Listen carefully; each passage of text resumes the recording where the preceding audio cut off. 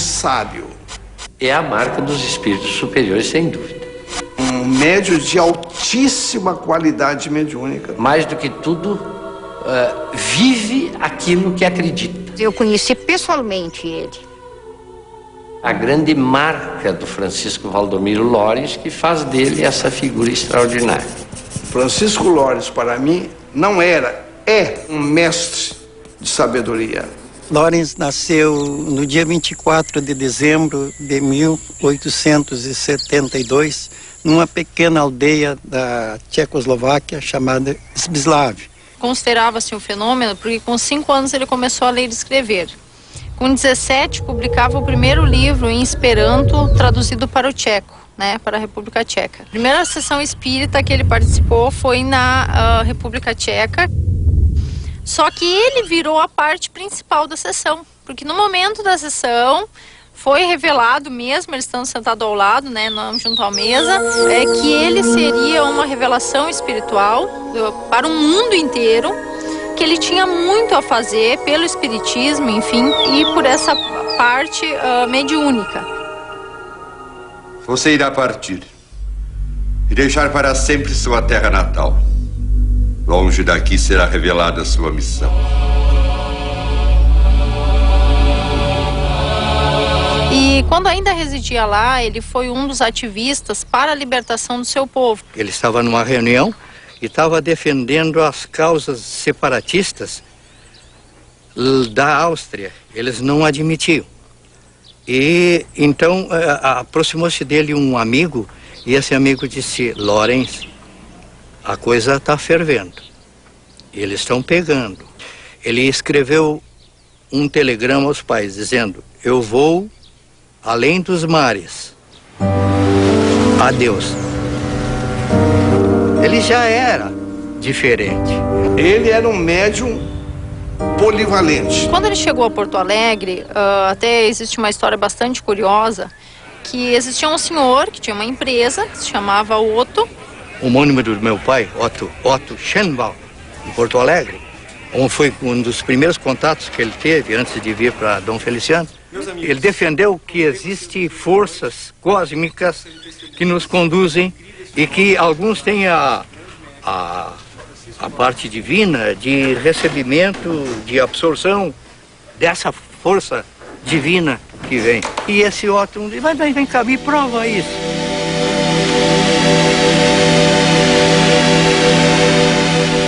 Ele colocou na mão, fechou bem e pediu concentração de todos aqueles que estavam reunidos numa sessão espiritualista. Que o oceano divino da vida flua e enriqueça estas sementes. Durante um certo tempo, digamos de 1 hora, houve uma concentração especial. De vez em quando ele dava um assoprão dentro da mão, um pouquinho de hálito. Passado esse tempo, ele abriu as mãos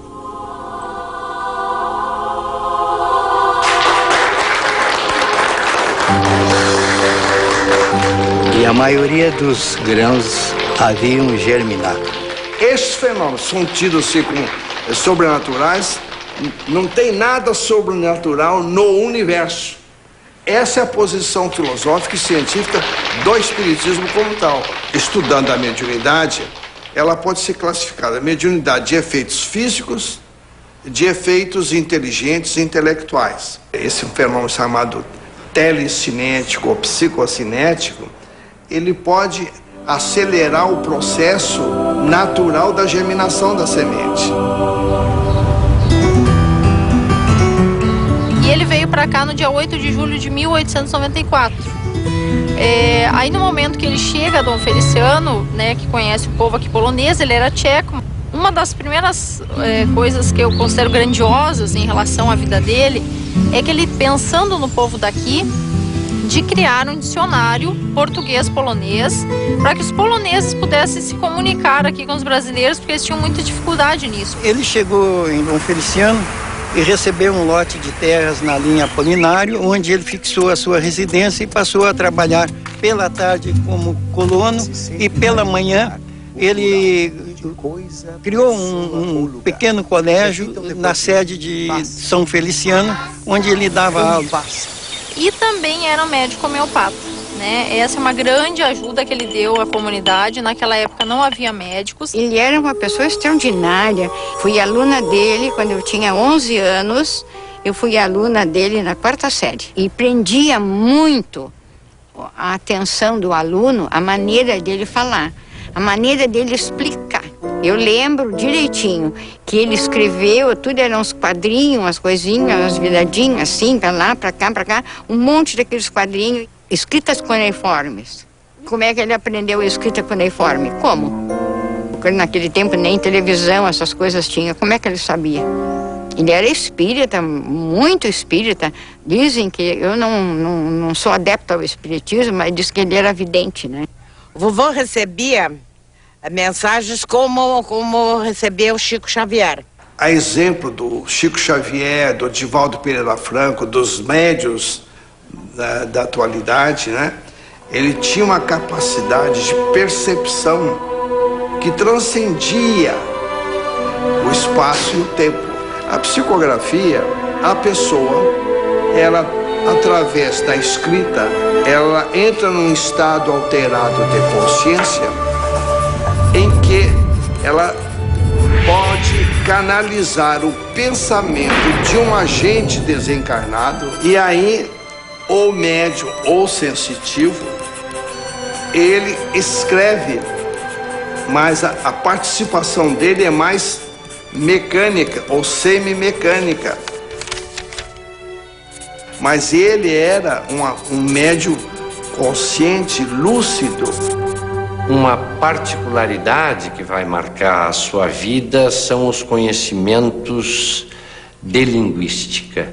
Ele devia ter algum auxílio, né, espiritual para conseguir escrever tanta coisa como ele escreveu e ter conhecimento de tantas línguas.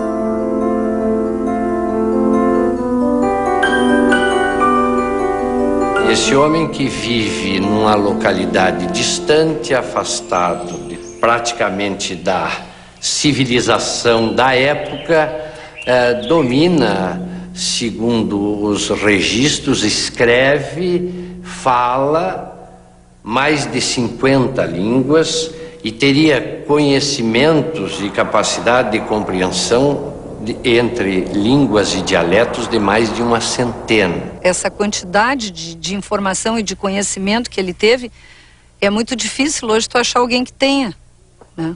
Numa só vida, exatamente. Só pode ser coisa de outras vidas, não é? A reencarnação. Eu acredito muito.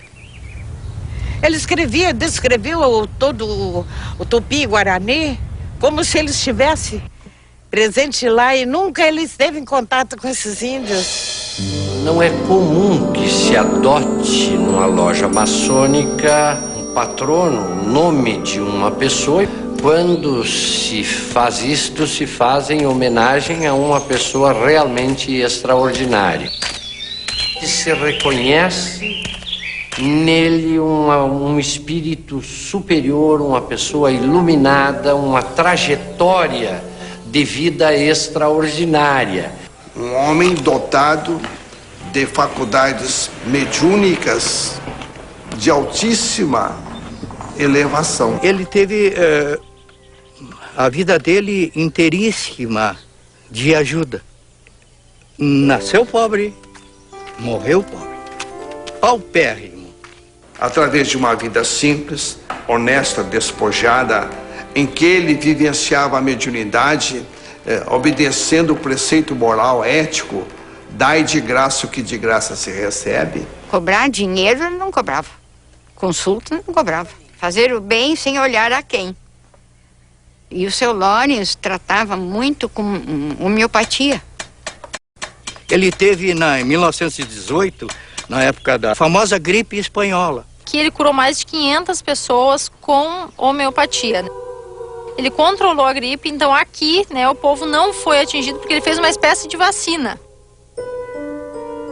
Outros casos também de cura, que são bastante interessantes, foi de um senhor de Tapes. Ele não caminhava, não mexia os braços, não tinha quase movimento algum. Haviam comentado que Lorenz, né, com medicamentos homeopáticos, poderia curar. E aí o filho, né, desse senhor veio com ele de lá, de carroça, naquela época que era longe, e ele começou a fazer um tratamento com medicamentos. Aqui está o medicamento.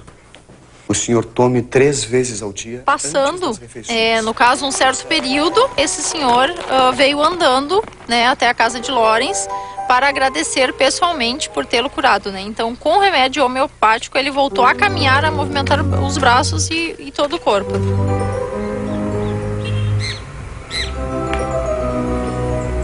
Eu diria que era um homem de uma cultura invulgar para o seu tempo, inexplicável para as condições em que ele vivia, e por aí alguns dizem que ele teria que ser uma reencarnação de espíritos que já teriam recolhido esta cultura. Revela realmente uma criatura de espírito superior, que dava um valor absoluto e uma preponderância absoluta do espírito sobre a matéria. Fruto de um processo de maturidade consciencial espiritual de altíssima elevação.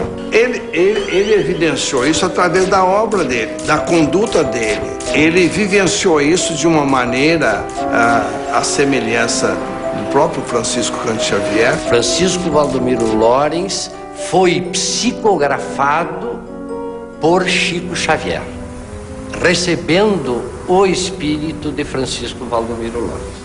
Isso dá uma dimensão do significado, né?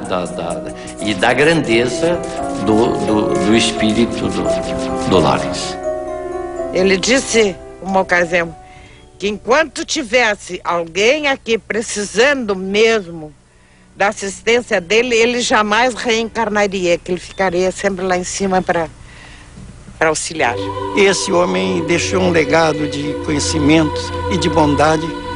Dificilmente poderemos um dia ouvir outros que possam acompanhá-lo.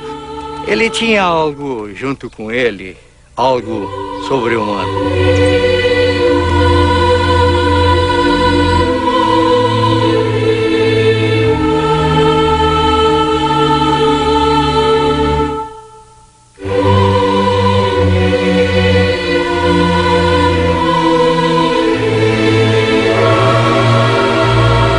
Todas as religiões têm a mesma base.